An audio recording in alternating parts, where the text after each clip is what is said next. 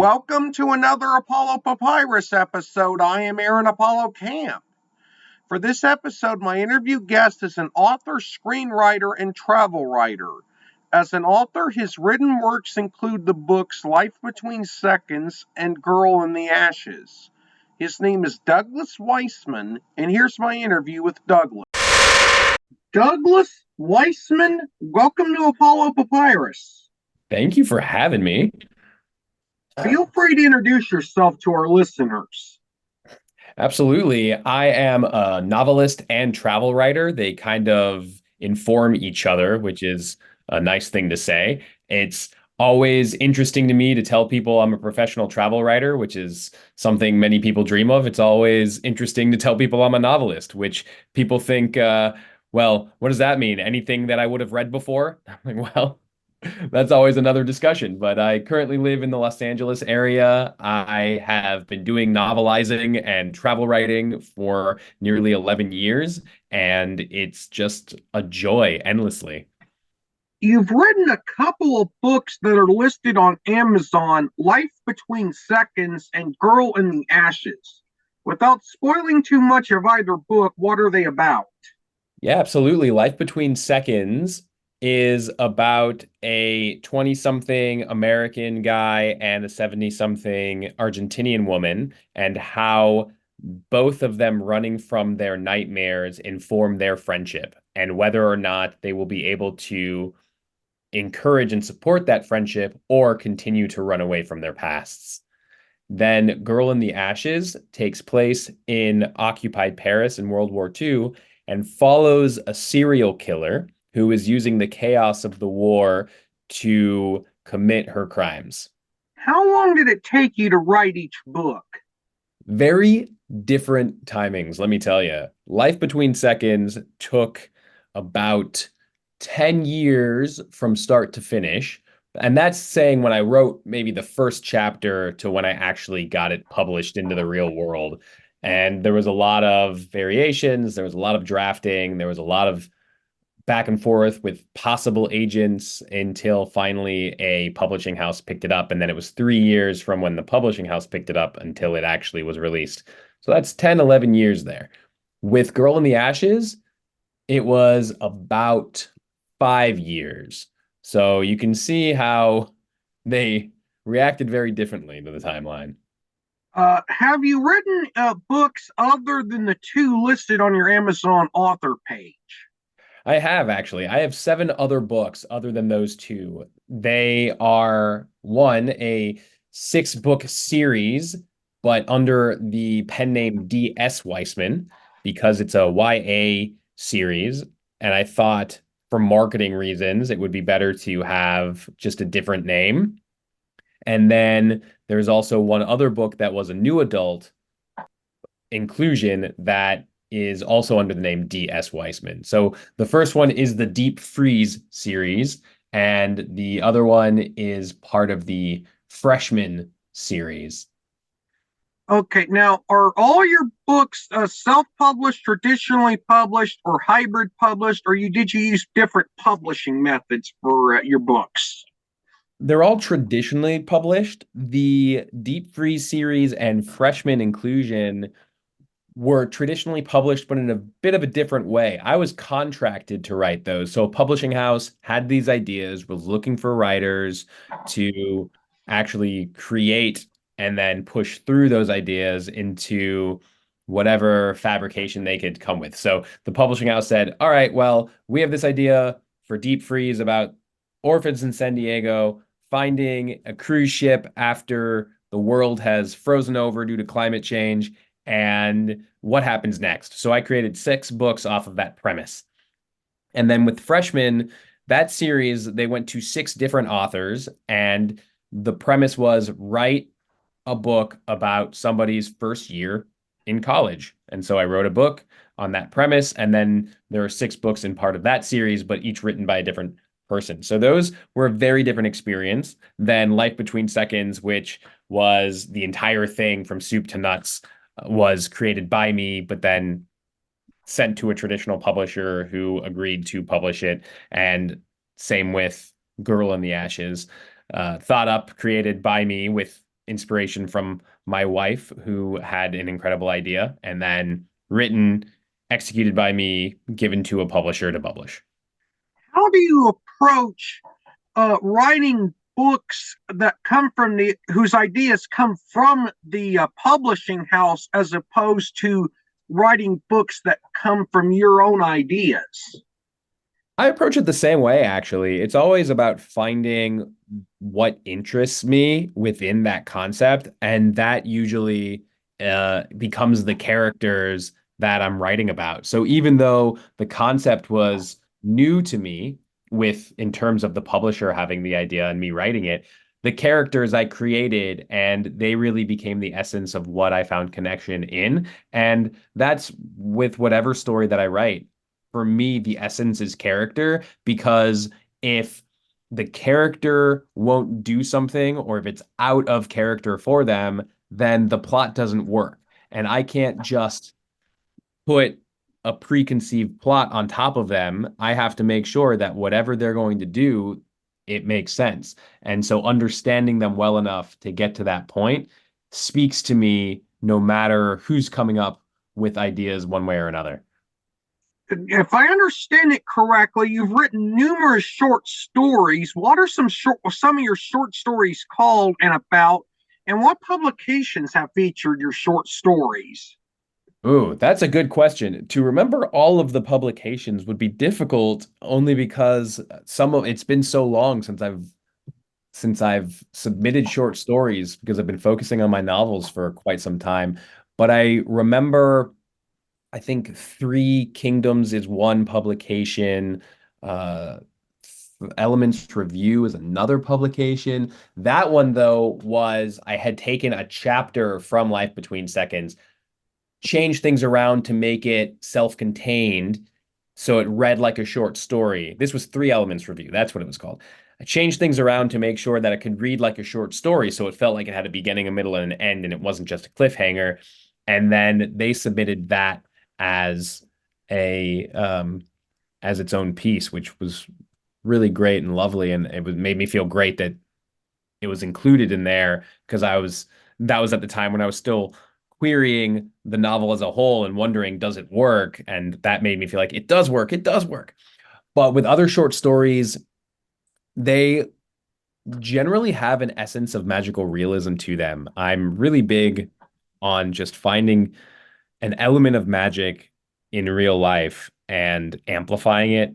So there's one short story where it's a chorus of children, and they are talking about the grandfather telling the story of how he met the grandmother, but it's all with dancing balloon animals, or sitting at a table that's hovering off the floor. I mean, just these little things that don't necessarily change the universe, but demonstrate that something's a little different. There's another short story that I have called Death in the Classroom that I love. I mean, I love all my stories, but some of them I love more than others, just because the concepts tickle me in a way.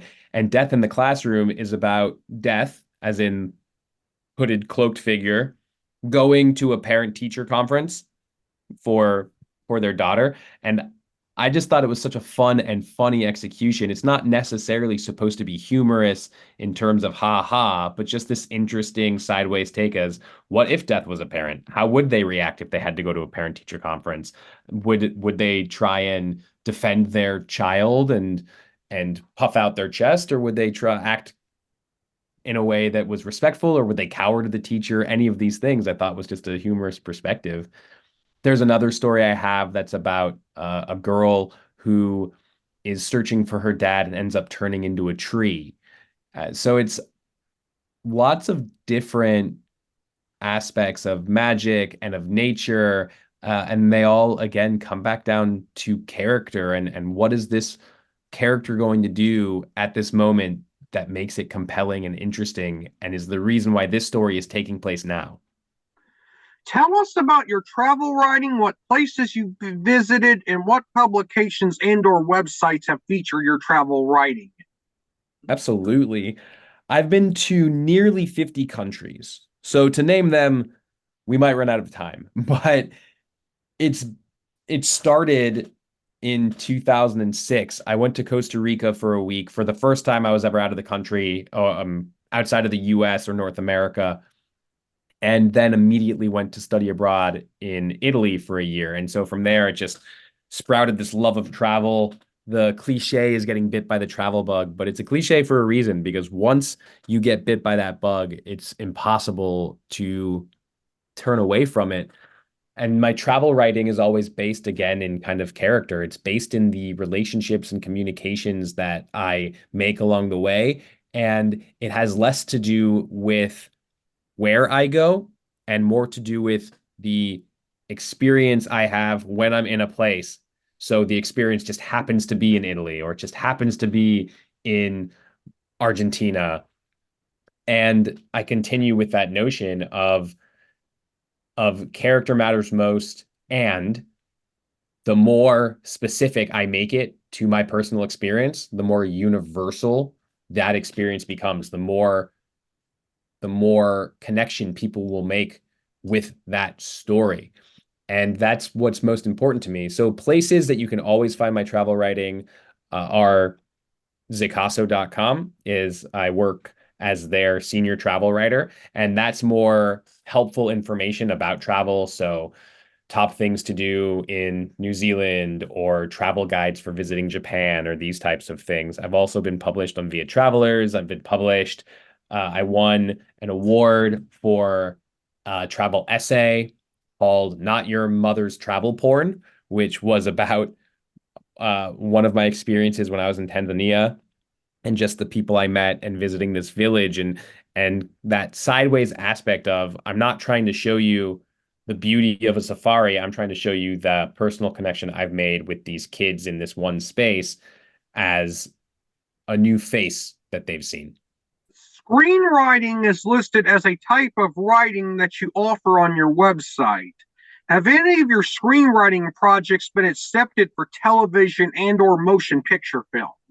They have not been accepted into production at this time. However, I have won awards, including the Santa Barbara Film Festival for one of my screenplays, and I've been in talks for limited series and these types of things for productions that or excuse me, for intellectual property that I've created. So it's with those in mind that I offer because making connections, constantly moving forward, constantly rebuilding, restructuring, reimagining the creative ideas are just paramount to making sure that the stories are out there in whatever way possible. You offer a newsletter that one can sign up for via your website. What content can people expect in their email inboxes after signing up for your newsletter? One, a hearty and hefty hello. That's always a good start. And other than that, one of the things that's important to me is just letting people know that anybody can be creative and anybody can write. It just is a matter of sitting down and doing it. So the newsletter is really an application-based writing newsletter. It doesn't get into the weeds and try to be all esoteric or existential about writing. It tries to offer you tangible ideas for how can I sit in the chair and write my book? Because as glamorous and interesting as the conversation around AI might be, writing your book with AI is not really conducive to the human spirit. Think about it this way. What's more interesting and what's more compelling to anybody really when you're talking to them, telling them about the trip you made up to reaching and actually getting to summit Kilimanjaro or just taking a helicopter and landing on the top, right? And that's the different experience here is understanding the application, understanding these little points of interest, understanding the tools you need in simple ways to write the book that's on your mind, to get things done and to do and put it out into the world the way you've always wanted it, or to just have this alternative thing create something that you wanted, but just plops it out without any real effort on your end, then you're not going to have that sense of triumph and success of getting your creative project into the world. I could do an entire solo episode of this podcast on AI because I've got a lot of opinions about it. And the idea of letting a computer write my book is just something that doesn't feel rewarding and doesn't feel like I did anything. Right? Agreed. Agreed. One final question. What is your favorite part about living in the Los Angeles area? And what are your thoughts about now the 2024 Summer Olympics this year is going to be held in France and Paris, but the 2028 Summer Olympics are going to be held in Los Angeles. And what are your thoughts about living close to an Olympic city? Sorry, I live by a train track, so if you heard that, that was just a That's train. okay. Hi. I was born and raised in the Los Angeles area. So I was born and raised in the San Fernando Valley, and I live very close to the San Fernando Valley now. I have spent a large part of my life not really connected to living in Los Angeles and wanting to be somewhere that was more, I'll say European, just in sense of that immediate idea you get when you're walking places or have public transportation. And LA is not really known for being walkable or having a great public transportation system. However, I've also watched it become more accessible in that way over the years. And so when I've been traveling around the world and making these connections with new cities, new towns, new people, I always come back because this is where my family is. My wife and I met when we were in high school. We didn't date, but we met then. And so coming back, both of us from different spaces and rekindling a friendship, then relationship out of this space that we knew growing up also holds an endearing space in my heart. And now raising our daughter here. So it's always a question of why do we stay? Do we want to stay? Do we want to go? However, Los Angeles has surprising amounts of wilderness to explore. It's got some great culture. It has some beautiful architecture. There's wonderful restaurants. We're close to the beach. There are some great camping sites. It's being in Los Angeles, honestly, has endless opportunity to do anything as long as you know what to look for and as long as you know what you like. It's just a matter of going out and doing it. And so that's part of the adventure that I have every week. What am I going to try and do this week in this unique space that I'm living in? Douglas, you were an amazing guest. I thank you for appearing on Apollo Papyrus. You have been wonderful. I really loved your questions, and thank you so much for having me. Douglas was an amazing guest, and I look forward to uploading a lot of podcast episodes featuring interviews with amazing authors throughout April.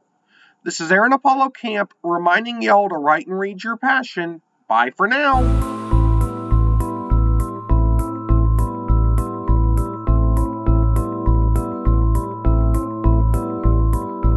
Remember to subscribe to the Apollo Papyrus YouTube channel at www.youtube.com/@Apollo Papyrus and the Apollo Papyrus Substack newsletter at apollopapyrus.substack.com. Y'all can visit the Apollo Papyrus website at campaaronapollo.wixsite.com/Apollo Papyrus and follow Apollo Papyrus on Threads, Instagram, Facebook, and Tumblr at Apollo Papyrus. Copyright 2024, Aaron Apollo Camp, all rights reserved. This podcast episode is intended for the private listening of our audience. Any reuse or retransmission of this episode without the express written consent of the podcast host is prohibited, except under fair use guidelines. Royalty-free music and sound effects obtained from https://www.zapsplat.com.